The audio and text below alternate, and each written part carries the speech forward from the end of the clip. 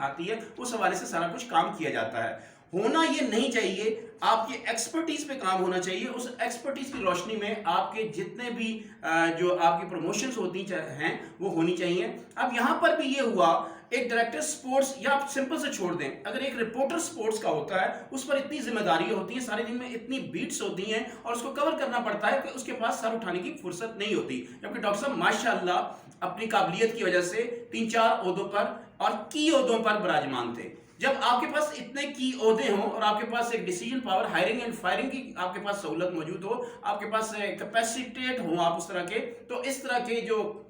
फिरौनियत, ये आना एक लामहला, एक कुदरती नेचुरल अमर है। मगर ये चीजें आती हैं, आपने जब स्टेट के सामने बात करनी है या स्टेट चैनल्स के सामने जब आपने लब कुशाई करनी है या अपनी इंफॉर्मेशन के हवाले से बातचीत करनी है, तो आपको इंतहाई मोहतात और जिम्मेदाराना रवैया अख्तियार करना चाहिए। आपकी वजह से अगर पाकिस्तान की जग हसाई होती है तो उस हवाले से हमें ये देखना चाहिए कि इन पर ऐसे कौन से कानून लागू होते हैं जिनकी मदद से उनको आइंदा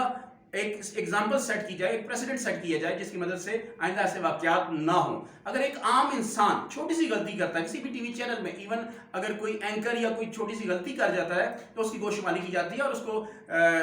उसकी तस्दीक करने के लिए सजाएं भी होती हैं और जो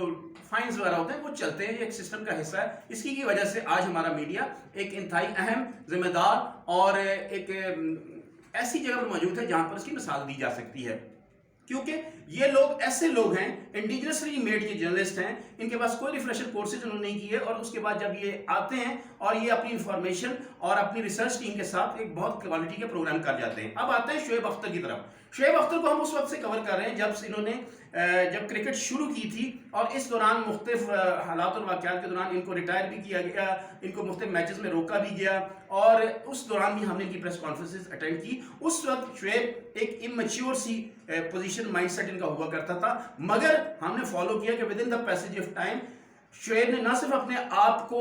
पाकिस्तान क्रिकेट टीम में बतौर फास्ट बॉलर मनवाया और उसके बाद उनका गुस्सा भी जरहाना नजर आता था और सारा कुछ उन्होंने with in the passage of time न सिर्फ अपनी